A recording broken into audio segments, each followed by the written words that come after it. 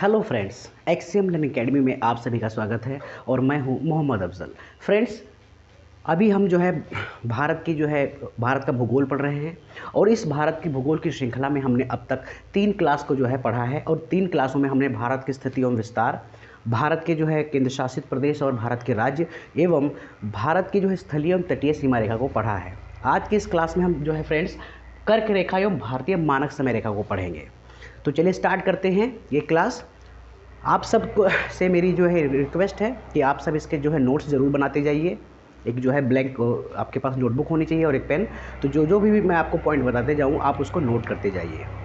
आपके एग्ज़ाम्स के किसी भी आप एग्ज़ाम की तैयारी करते हो, चाहे आप वनडे की तैयारी करते हो, चाहे आप संघ लोक सेवा आयोग या उत्तर प्रदेश लोक सेवा आयोग या एसएससी या कोई भी एग्ज़ाम की आप तैयारी करते हो उन सभी एग्ज़ाम्स के लिए जो मैं ये पढ़ाऊँगा आपको, ये बहुत ही महत्वपूर्ण है।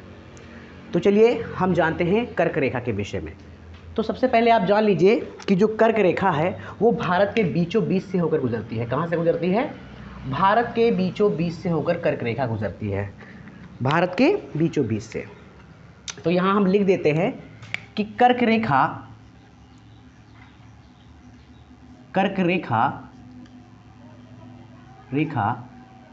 भारत के मध्य से होकर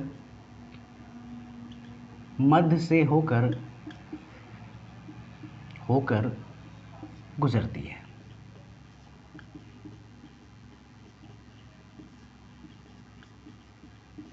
एक पॉइंट आप ये है आपका। दूसरा पॉइंट फ्रेंड्स आपका ये है कि जो कर्क रेखा है ये भारत के 8 प्रदेशों से होकर गुजरती है। कितने प्रदेशों के साथ? 8 प्रदेशों के साथ ये रेखा या 8 प्रदेशों से होकर के ये रेखा गुजरती है। तो वो भी मैं यहाँ लिख देता हूँ, वो भी आप इस सबको आप नोट डाउन करते जाइए। तो 8 प्रदेशों के साथ या 8 राज्य या ये जो रेखा है ये 8 राज्यों से होकर गुजरती है। कर्क रेखा 8 राज्यों से होकर गुजरती, ठीक है। 8 राज्यों से होकर के क्या होता है, ये जो कर्क रेखा है ये क्या होती है, ये गुजरती है, ठीक है। अब इसमें हम उन 8 राज्यों को इसमें प्लॉट करेंगे। आप भी मेरे साथ उसको प्लॉट करते जाइए। अगर आपके पास मैप है तो मैप में भी देखते जाइए। मैंने सबको पहले ही रिकमेंड किया था कि एक ऑक्सफोर्ड स्टूडेंट एटलस आता है, वो आप ले लीजिए। उसमें 2 संस्करण है, एक विश्व संस्करण भी है और एक भारत संस्करण भी है। तो अगर आप भारत का भूगोल पढ़ रहे हैं तो भारत के संस्करण को ले लीजिए, या फिर आप अगर विश्व भूगोल पढ़ रहे हो तो विश्व भूगोल का संस्करण आप ले लीजिए, ये या फिर दोनों ले लीजिए। दोनों आपके लिए ही बहुत महत्वपूर्ण है। तो जो यहाँ पहला जो राज्य गुजरेगा, यहाँ जो पहला राज्य गुजरेगा तो वो है आपका गुजरात। आप लोग भी मेरे साथ लिखते जाइए, गुजरात। उसके बाद राजस्थान,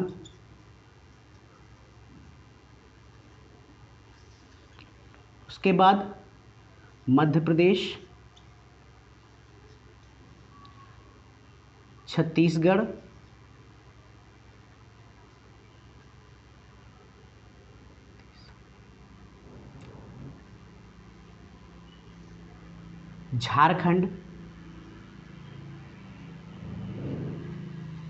झारखंड, पश्चिम बंगाल और यहाँ जो अंत में यहाँ आपको पड़ेगा त्रिपुरा और यहाँ पे है आपका मिजोरम। दिशाएं देख लेते हैं।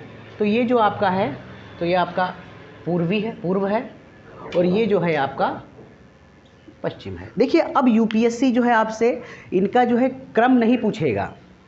अब आपसे यूपीएससी ये नहीं कहेगा कि पश्चिम से पूर्व के राज्य बताइए, या भारत के कौन से राज्य भारत या फिर कर्क रेखा से कर्क रेखा भारत के कितने राज्यों से गुजरती है, ये अब यूपीएससी आपसे नहीं पूछेगा। ये सब पुराना हो गया। अब इसमें कई आपसे नए उसके नए डायमेंशन से आपसे क्वेश्चन पूछे जाते हैं। नए नए आयामों से आपसे क्वेश्चन पूछे जाते हैं इसमें। तो मैं आपको जो है प्रयास करूँगा कि वो मैं आयाम आपको समझा सकूँ। तो देख देख लीजिए इसको। इसमें जैसे कि मैं पहले इनकी राजधानियाँ लिख दे रहा हूँ। देखिए जो गुजरात की राजधानी है फ्रेंड्स वो है गांधीनगर, गांधीनगर। राजस्थान की राजधानी है जयपुर, क्या है, जयपुर। मध्य प्रदेश की भोपाल है, भोपाल। छत्तीसगढ़ की रायपुर या अटल नगर है, क्या है, रायपुर या, तो हम यहाँ रायपुर ले देते हैं। झारखंड की रांची है, क्या है, रांची। पश्चिम बंगाल की कोलकाता है, कोलकाता। त्रिपुरा की अगरतला है। जिस तरीके से मैं जहाँ जहाँ जो राजधानियाँ प्लॉट करता जा रहा हूँ आप भी वहीं पे प्लॉट करते जाइए। त्रिपुरा की क्या है, अगरतला, क्या है, अगरतला। और मिजोरम की क्या है, आइजोल, क्या है, आइजोल है, ठीक है। तो ये कुछ जो है इस तरीके से जो है आपके क्रम पढ़ते हैं। अब इसमें कर्क रेखा से जो है एक संबंधित एक और दूसरा जो है कॉन्सेप्ट जो है बनता है, या यूपीएससी जो है कर्क रेखा के जो है भारत में बीच से जो है यानी भारत के बीच से गुजरने या उससे जो है कई सारे जो है और भी डायमेंशन से इसके क्वेश्चन बन सकते हैं। पहले कर्क रेखा समझ लीजिए कि कर्क रेखा जो भारत के बीचों बीच से गुजरती है तो उससे क्या क्या जो है या क्वेश्चन उससे बन सकते हैं या क्या क्या उससे स्थिति बनती है। तो देखिए जिस तरीके से आप इसको समझते जाइए थोड़ा। जैसे कि जो आपकी पृथ्वी, मान लीजिए ये पृथ्वी आपकी है, इस तरीके से आपकी पृथ्वी है, ठीक है। अब जो कर्क रेखा जो यहाँ बीच से गुजरती है, सॉरी भूमध्य रेखा यहाँ से बीच से गुजरती है, ये क्या है आपकी, ये भूमध्य रेखा है, क्या है, भूमध्य, भूमध्य रेखा है।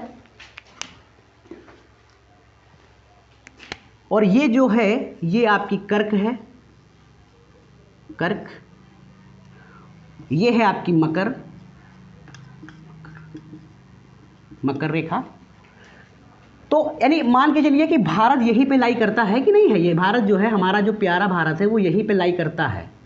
इस तरीके से हमारा भारत जो है यहीं पे जो है लाई करता है, इस तरीके से हमारा भारत यहीं पे लाई करता है, यहीं पे है। अब आप इसमें देख लीजिए कि जो कर्क रेखा है वो भारत को बीचों बीच से बांटती है। अब इसमें एक बात और समझ लीजिए आप, देखिए जो कर्क रेखा से लगा करके जो मकर रेखा तक का ये क्षेत्र है, ये जो क्षेत्र यहाँ पे इसका क्या है कि जो सूर्य की जो किरणें होती हैं वो यहाँ या जो भूमध्य रेखा पे लंबवत पड़ती है यानी सीधी पड़ती हैं, जिसके कारण ये जो यहाँ का जो जलवायु है या जो यहाँ का जो मौसम है वो उष्णकटिबंधीय क्षेत्र हो जाता है। ये क्या बन जाता है यहाँ पे, वो क्षेत्र बन जाता है उष्णकटिबंधीय, क्या बन जाता है, उष्णकटिबंधीय क्षेत्र, उष्णकटिबंधीय क्षेत्र बन जाता है ये।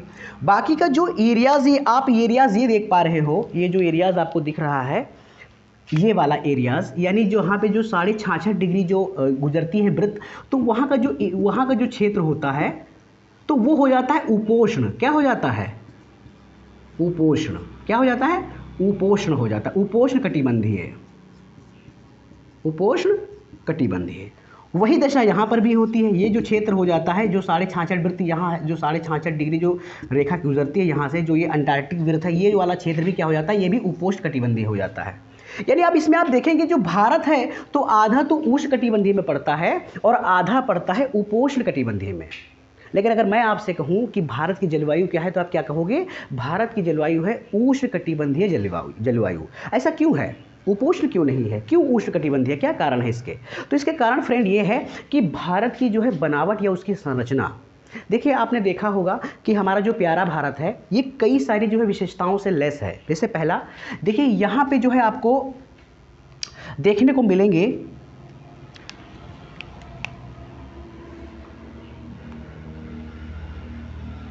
यहाँ पे जो है आपको देखने को मिलेगा हिमालय। देखिए हिमालय मैं आगे जो है दूसरे जो है क्लास में हिमालय के विषय में बताऊंगा। देखिए हिमालय जो है तो हिमालय को जो कई भागों में बांटा गया है, पहला ट्रांस हिमालय, महान हिमालय, मध्य हिमालय और शिवालिक और पूर्वोत्तर हिमालय। तो देखिए यहाँ जो हिमालय के जो आप यहाँ देखोगे तो ये जो क्षेत्र आपका आता है ये है आपका ट्रांस हिमालय। क्या है ये आपका ट्रांस हिमालय है। ट्रांस हिमालय में पहला काराकोरम, ये काराकोरम है, काराकोरम। ये है आपका लद्दाख, लद्दाख श्रेणी, और ये है जास्कर। ये क्या है? ये जास्कर है, और ये आपकी कैलाश है। ये जो श्रेणी आप देख रहे हो ये कैलाश है। ये क्या है? कैलाश है। तो उसी तरीके से यहाँ से, यानी यहाँ पे स्थित है एक नंगा पर्वत, और नंगा पर्वत से होकर के अरुणाचल प्रदेश तक जाता है महान हिमालय। क्या है आपका? ये महान हिमालय है,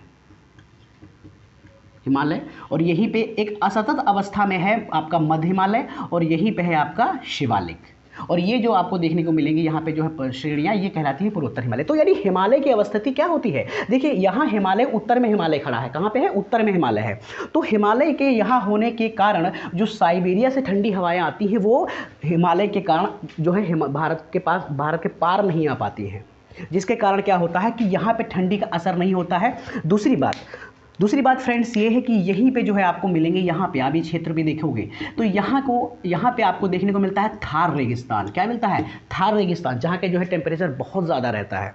जिसके अब इन दो दशाओं के कारण कुछ और भी बहुत सारे कारण हैं, जो कि यहाँ से मैंने आपको पहले ही बताया कि ऊपर वाला जो क्षेत्र, भारत के ऊपर का क्षेत्र, ये उपोष्ण आता है। तो क्यों उपोष्ण को ये जो है ये स्थितियां समाप्त कर देती हैं?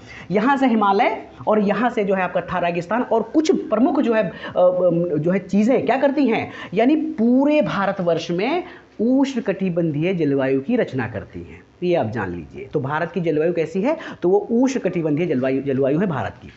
अब हम वापस लौट के आते हैं अपने टॉपिक पे। तो जैसे अब इसमें क्या क्वेश्चन बन सकते हैं, देखिए इसमें आप समझ लीजिए कि भारत के जो है प्रदेश हैं मैं इसको मिटा देता हूं, जो है देखिए भारत के 3 जो प्रदेश हैं, 3 प्रदेशों की जो राजधानियां हैं वो उत्तर में पड़ती हैं। यानी 3 प्रदेशों की राजधानियां, 3 प्रदेशों की राजधानियां उत्तर में है। उत्तर में यानी कर्क रेखा के उत्तर में है। कर्क रेखा के उत्तर में है, लिख लीजिए राजधानियां, मैं लिख देता हूं यहाँ पे, कर्क रेखा के उत्तर में है। कौन कौन सी है? तो पहली है जयपुर। जयपुर कहाँ है? उत्तर में है जयपुर। जयपुर की कहाँ की जो है राजधानी है? तो वो है आपकी राजस्थान की। राजस्थान में यहाँ लिख दे रहा हूँ। उसके बाद फिर आपकी आती है अगरतला। अगरतला की कहाँ की राजधानी है? तो वो है त्रिपुरा की, त्रिपुरा। उसके बाद जो तीसरी है वो है आइजोल। क्या है? आइजोल। आइजोल कहाँ की है? तो आइजोल है आपकी मिजोरम की। कहाँ की? मिजोरम की। तो ये पॉइंट आप नोट करते जाइए, ठीक है। और जो बाकी जो शेष है राजधानियां हैं, जैसे कि गांधीनगर, भोपाल, रायपुर, रांची, कोलकाता, ये क्या है? ये राजधानियां जो हैं, और तो ये कर्क रेखा के दक्षिण में स्थित है। कहाँ पे हैं? कर्क रेखा के दक्षिण में स्थित हैं। समझ में आया? दूसरी बात ये समझ लीजिए आप महत्वपूर्ण, कि जो कर्क रेखा है वो सबसे ज़्यादा मध्य प्रदेश से होकर गुजरती है। मतलब यानी जो मध्य प्रदेश में जो इसकी जो लंबाई है वो सबसे ज़्यादा है। किसकी? कर्क रेखा की सबसे ज़्यादा लंबाई कहाँ पे है? मध्य जो है कहाँ पे है? तो वो है मध्य प्रदेश में। तो ये आपको समझ में आ गया। इसको आप नोट डाउन करते जाइए, इसको नोट कर लीजिए। आपके एग्जाम के हर पॉइंट ऑफ व्यू से बहुत ही महत्वपूर्ण है ये। आपके सारे पॉइंट्स क्लियर हो जाएंगे इससे। मैं आपसे जो है वादा की जो है एक गारंटी के साथ कहता हूँ कि अगर आपने जो है इन सबको अच्छे से देख लिया, अच्छे से पढ़ लिया, तो फिर जो है आपका जो है आप हर क्वेश्चंस को ईजिली सॉल्व कर लोगे। एकदम हलवे जैसे जो है क्वेश्चंस आप उसको सॉल्व कर पाओगे। तो इसको हम जो है मिटा देते हैं यहाँ से। अब हमारा जो दूसरा जो है पॉइंट है, जो दूसरा हमारा टॉपिक है, वो है हमारा भारतीय मानक समय रेखा। क्या है? भारतीय मानक समय रेखा, इंडियन स्टैंडर्ड टाइम लाइन, भारतीय मानक समय रेखा। तो जैसे कि आपको पता है कि ग्लोब पे दो तरह की जो है रेखाएं खींची होती हैं। पहली होती है अक्षांश रेखाएं और दूसरी होती है देशांतर रेखाएं। तो देशांतर रेखाएं क्या होती हैं? देशांतर रेखाओं से क्या होता है? मापन, समय का मापन होता है। क्या होता है? देशांतर से क्या होता है? देशांतर से समय का मापन होता है। क्या होता है? समय का मापन।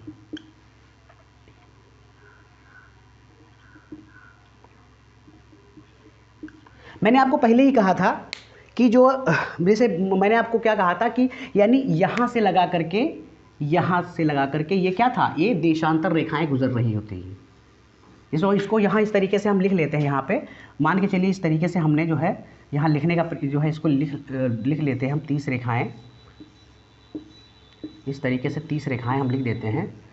और हमने आपसे क्या कहा था कि सबसे पूर्वी बिंदु था क्या था आपका, किबिथु था जो अरुणाचल प्रदेश में था, और सबसे पश्चिमी बिंदु जो है था वो गुहरमोता था जो गुजरात में था। तो मान के चलते हैं कि ये जो आपका पॉइंट है तो ये है आपका अरुणाचल प्रदेश यानी किबिथु अरुणाचल प्रदेश, और ये जो पॉइंट है आपका यहाँ पे ये है आपका गुजरात। ठीक है, अब इसमें आप जान लीजिए कि जो हमारी पृथ्वी है वो कैसे गति करती है। तो हमारी जो पृथ्वी है ये भी आप समझ लीजिए, हमारी जो पृथ्वी है वो पश्चिम से पूर्व की ओर गति करती है। कहाँ से? पश्चिम से पूर्व की ओर,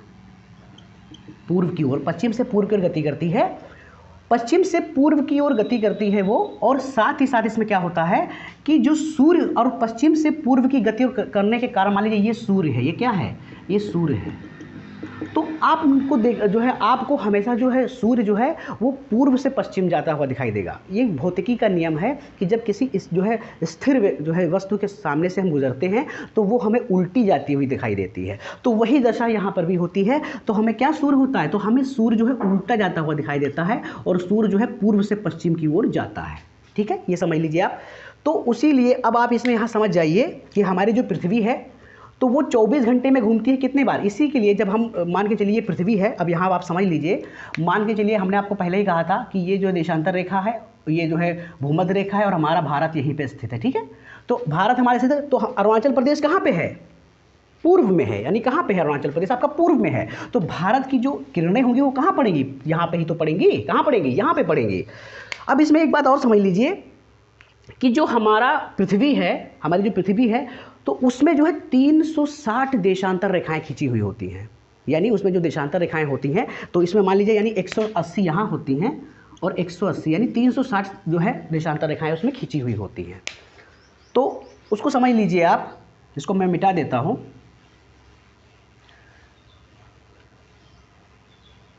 यानी 360 और पृथ्वी घूमती है एक जो है एक अपना पूरा चक्कर लगाती है 24 घंटे में। तो उसी तरीके से मान लीजिए कि 24 घंटे में अगर वो चक्कर लगाती है यानी एक जो है उसको चक्कर पूरा करने में वो 360 डिग्री घूमती है। तो उसी तरीके से हम मैथमेटिकल तरीके से उसको देखेंगे। तो देख लीजिए 360 24, इसको हम जब जो है भाग करेंगे तो निकल के आएगा जो है 15। यानी पृथ्वी एक घंटे में पृथ्वी घूमेगी 15 डिग्री। ठीक है, 1 डिग्री जो है 1 घंटे में घूमेगी 15 डिग्री। और अगर आपसे ये कहा जाए कि एक डिग्री कितने मिनट में घूमेगी, तो उसका जो है निकालने के लिए सबसे आसान है कि उसको जो है 1 घंटे में कितने से जो है मिनट होते हैं, 60 मिनट होते हैं। तो उसको हम भाग करेंगे यानी 60 को है 15 से 60 को भाग करेंगे, 15 चौके 4 यानी 4 मिनट। यानी पृथ्वी जो है तो 1 मिनट जो है उसको 1 डिग्री घूमती है वो 4 मिनट में। ठीक है, मैंने आपको क्या कहा था, मैंने आपसे क्या कहा था कि गुजरात से लगा करके यानी यहाँ गुजरात से लगा करके अरुणाचल प्रदेश तक जो है देशांतर यानी जो ऊर्ध्वाधर रेखाएं है वो 30 रेखाएं खींची हुई है। कितनी? 30 रेखाएं खींची हुई हैं। तो उसी तरीके से अगर देखा जाए तो 30 रेखाएं, जैसे मान ली 30 रेखाएं, तो 30 को अगर हम 4 से गुना करेंगे तो 4 3 12 120 मिनट यानी 2 घंटे। यानी जान लीजिए कि यानी यहाँ से लगा करके यानी सूर्य की किरणों को यहाँ तक पहुँचने में 2 घंटे का समय लगता है। या फिर यह कहा जाए कि अरुणाचल प्रदेश से गुजरात की जो समय की दूरी है वो 2 घंटे का उसमें फ़र्क है। अब इसमें एक बात और आप समझ लीजिए कि जो हमारा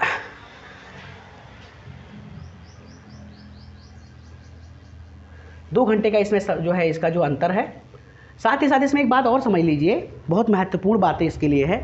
देखिए जो हमारा सूर्य होता है इसकी कुछ जो है अपने इसके नियम हैं, या इसकी जो किरणें होती है, जो इसकी प्रसारण की जो किरणें होती हैं, तो उसके देख लीजिए कि जो सूर्य की किरणें होती हैं, सूर्य की जो किरणें होती हैं वो, मान लीजिए ये सूर्य है, ये क्या है, ये आपका सूर्य है, या इसको हम रेड से बता देते हैं आपको समझने में जो इजी हो जाए। मान लीजिए ये सूर्य है, ये सूर्य है, तो इसकी किरणें सिर्फ 18 डिग्री तक ही पहुंच पाती हैं, 18 डिग्री तक। तो पहले पहुंचेंगी 6 डिग्री, फिर 12 डिग्री, और अंत में जो है ये 18 डिग्री तक ही पहुंच पाएंगी। और जब सूर्य की किरणें 6 डिग्री पर पहुंचती हैं तो उसको कहा जाता है सिविल ट्विलाइट। Civil Twilight. 12 इसको क्या कहा जाता है, 12 डिग्री पहुंचती है तो उस दशा को कहते हैं हम नॉटिकल ट्विलाइट्स। क्या कहेंगे, नॉटिकल ट्विलाइट, नॉटिकल ट्विलाइट्स। और 18 डिग्री को कहेंगे हम, इसको क्या कहेंगे, इसको हम कहेंगे एस्ट्रोनॉमिकल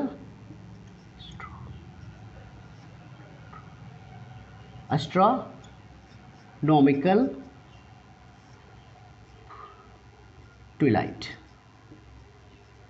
तो अब यहां समझिए, यानी जो सूर्य की किरणें, मान लीजिए सूर्य यहां पे उदित हुआ, यहां पे सूर्य उदित हुआ, तो सूर्य आएगा कहां तक ही आएगा, यानी 18 डिग्री, यानी बीच में ही कहीं तक आएगा।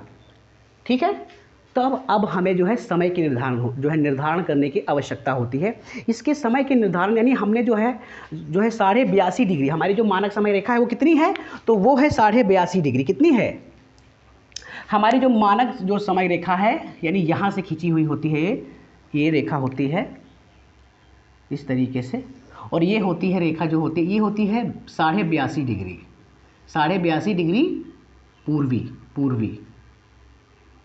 ठीक है, 82.5 डिग्री। तब हमें आवश्यकता होती है इस एक मानक समय रेखा की। अब मानक समय रेखा के बीच यानी 82.5 होने के कई सारे कारण हैं। अब इसके सही कारण को देख लीजिए। देखिए, ये जो रेखा खींची हुई है, इस रेखा से जो है यानी एकदम बीचों बीच में है, और ये सारे राज्यों को कवर कर पाती है, सारे राज्यों को कवर कर पाती है, और साथ ही साथ बीच में होने के कारण जो समय निर्धारण की जो सुविधा बहुत जो है उत्तम हो जाती है। इस रेखा की जो है खींचने की जो है आवश्यकता क्यों पड़ी, जब जो है तेज वायुयान बने, या जो है तेज रेलगाड़ियाँ बनी, या जो है आवागमन के यानी परिवहन के संसाधन जब विकसित हो गए, तब हमें इस रेखा को जो है खींचने की आवश्यकता बनी। तो कई सारे जो कारण हैं जो इस रेखा को जो है, ये रेखा यहाँ से जो है खींचनी पड़ी, इस रेखा को जो है खींचा गया। कई सारे जो है इसके कारण हैं जो इस रेखा को हमने जो यहाँ पे खींचा। अब एक बात इसमें और आप समझ लीजिए, जो 82.5 डिग्री जो रेखा है, तो इस रेखा से ये जो है उत्तर प्रदेश से होकर गुजरती है, और इसमें जो है भारत के 5 राज्य पड़ते हैं। कितने राज्य पड़ते हैं, 5 राज्य पड़ते हैं। देख लीजिए वो 5 राज्य, यानी कि जो 82.5 डिग्री जो हमारी जो मानक समय रेखा है, तो ये इससे ये 5 राज्यों से होकर गुजरती है। पहला कौन सा राज्य है वो देख लीजिए आप। पहला है आपका उत्तर प्रदेश। क्या है, उत्तर प्रदेश। दूसरा मध्य प्रदेश।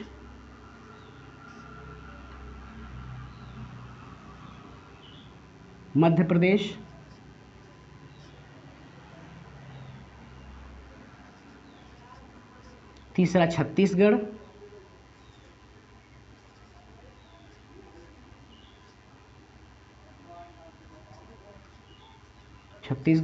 चौथा उड़ीसा। और 5वां था आपका आंध्र प्रदेश।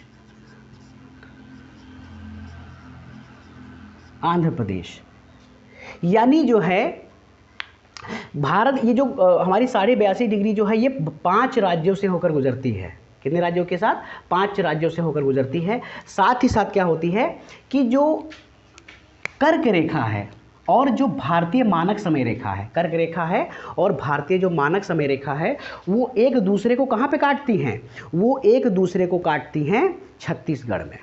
कहाँ पे काटती हैं, छत्तीसगढ़ में काटती हैं। एक दूसरे को कहाँ पे काटती हैं, छत्तीसगढ़ में। वो एक दूसरे को वो रेखाएं क्या करती हैं, काटती हैं। साथ ही साथ अब इसमें देख लीजिए कि भाई ये रेखा गुजरती कहाँ से है, तो ये मैं यहाँ इसको मिटा देता हूँ। तो ये रेखा गुजरती है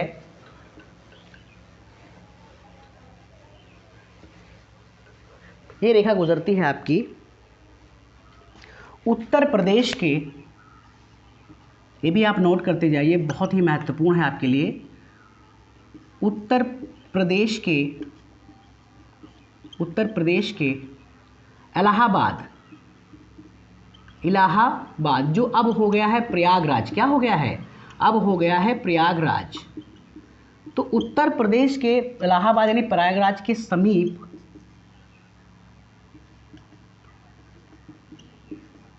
मिर्ज़ापुर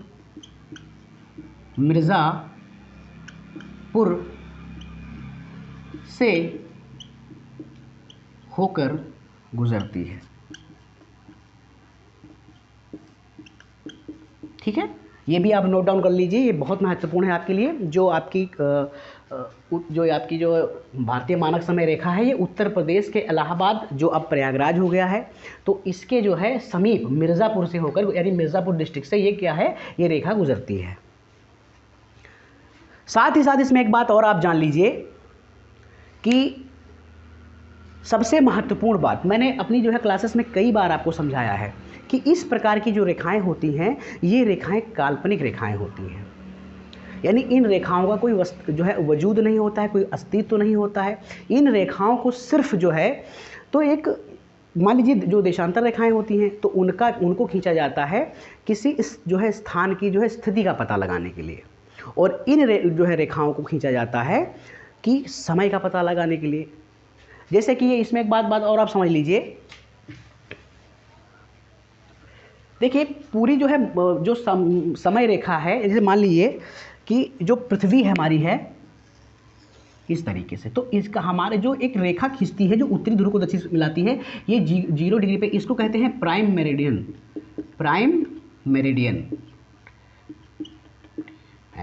यानी प्रधान यामोत्तर। क्या कहेंगे इसको, प्रधान यामोत्तर, या फिर इसे जो है ग्रीनविच मीन टाइम भी कहा जाता है, इसे ग्रीनविच मीन टाइम भी कहा जाता है। ठीक है, तो ये रेखा कहाँ, ये रेखा बीचों बीच से होकर गुजरती है। कहाँ से गुजरती है, बीचों बीच से होकर गुजरती है, और ये जो है ग्रीनविच एक जो है प्रयोगशाला है, वहाँ से गुजरती है।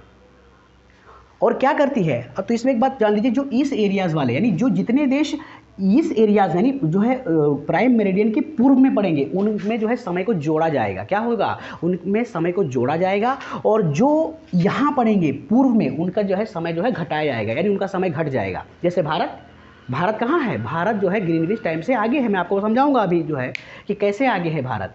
तो एक बात ये समझ लीजिए, जो इस एरियाज़ के जो समय हैं यहाँ पे, तो पूर्व में समय जोड़ा जाएगा, समय जोड़ा जाएगा, और पश्चिम में समय घट जाएगा। ठीक है, घट जाएगा समय। ठीक है, तो ये समझ लीजिए आप। अब इसमें एक बात और आप समझ लीजिए, जैसे कि मैं यहाँ जो है देशांतर रेखाओं को एक टेबल पे, जैसा यहाँ पे टेबल के जैसे उसको मैं यहाँ जो है उसको बिखेर देता हूँ। जैसे मान लीजिए 1 2 3 इस तरीके से मैं कुछ जो है देशांतर रेखाएं खींच देता हूँ इस तरीके से। देखिए,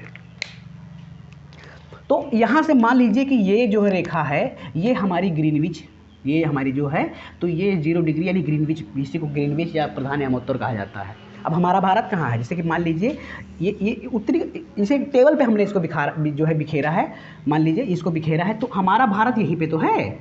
हमारा जो प्यारा भारत है, सुंदर प्यारा भारत, वो कहाँ है, वो यहीं पे भारत हमारा जो है स्थित है। इस तरीके से हमारा भारत यहीं पे स्थित है। तो भारत, मैंने आपको पहले ही बताया कि भारत से यहाँ से, यानी बीचों बीच से जो 82.5 डिग्री, कौन सी 82.5 डिग्री रेखा जो यहाँ भारत के बीचों बीच से गुजरती है, बीचों बीच से तो गुजरती है। तो यानी अब हम जो है ग्रीनविच से कितना घंटे जो है आगे हैं, ये बहुत जो है महत्वपूर्ण जो है तथ्य है। आपको जो है समय निकालना, इसके लिए एक फार्मूला है, समय निकालना आपको आना चाहिए। इसके लिए एक जो है फार्मूला है, मैं बता देता हूँ आपको फार्मूला क्या है। अब इसके लिए फार्मूला क्या है, पहले जो भी डिग्री हो, क्या हो, जो भी डिग्री हो, डिग्री को जो, अब मैंने आपको पहले बताया कि जो है हमारी पृथ्वी 1 मिनट में जो है, यानी 4 मिनट में 1 डिग्री घूमती है। तो जितनी भी डिग्री हो उसको 4 से गुना कर दीजिए। किससे गुना कर दीजिए, 4 से। ठीक है, जितना आए जितना आए उसको फिर 60 से क्या कर दीजिए, भाग कर दीजिए। क्या कर दीजिए, उसको 60 से भाग कर दीजिए, तो क्या हो जाएगा आपका, वो पूरा निकल के आ जाएगा आपका। जैसे कि मैं इसको कर देता हूं, आप देख लीजिए 82.5 डिग्री है, ठीक है। इसको जब हम 4 से भाग जो है इसको गुना करेंगे तो कुछ 330 निकल के आएगा। क्या निकल के आएगा, 330 निकल के आएगा। और उसी जो है 330 को जब हम 60 से भाग करेंगे तो क्या निकल के आएगा, तो निकल के आपका आएगा, जब इसको हम भाग करेंगे तो ये निकल के आएगा 5 घंटा, यानी 5.5 घंटा कुछ निकल के आएगा। क्या आएगा, 5.5 घंटे निकल के आएंगे। यानी देखा जाए तो जो ग्रीनविच टाइम से हम कितना घंटे आगे हैं, तो वो हम आगे हैं 5.5 घंटे आगे हैं। यानी जब ग्रीनविच टाइम पे 12 बजा होगा तो भारत में कितना समय होगा, तो भारत में समय हो जाएगा फ्रेंड्स 5.5 घंटे। मैं इस काम जो है कॉन्सेप्ट को आपको ईजिली जो है किसी अन्य विषय जो है वीडियो में जो है बताने का प्रयास करूंगा, जो आप इसको अच्छी तरीके से जान जाइए। इसको जो है आप नोट डाउन करते जाइए, इसको नोट करते जाइए। आपके एग्ज़ाम के जो है दृष्टिकोण से ये चीज़ें बहुत ही महत्वपूर्ण हैं। आशा है कि आपको जो है ये वीडियो पसंद आया हो। अगर आपको ये वीडियो पसंद आया हो तो जो है हमारे चैनल को जो है सब्सक्राइब कीजिए, लाइक कीजिए, शेयर कीजिए, अपने दोस्तों को भेजिए, और जो है हमें सपोर्ट कर सके, आप लोग सपोर्ट करिए, जिससे हमें जो है मोटिवेशन मिले, हमें उत्साह मिले, जिसके कारण हम आपके लिए दूसरा वीडियो ला सकें। तो इसको आप सबसे मेरी जो है कि इसको जो है विनती है कि इसको जो है आप एक नोट बना लीजिए, इसको नोट डाउन करते जाइए और जो है अच्छे तरीके से चीज़ों को समझते जाइए। और आपको एक फ्री हैंड मैप बनाना आना बहुत ज़रूरी है। अगर आपको जो है फ्री हैंड मैप जो है बनाने का प्रयास कीजिए। तो चलिए, धन्यवाद।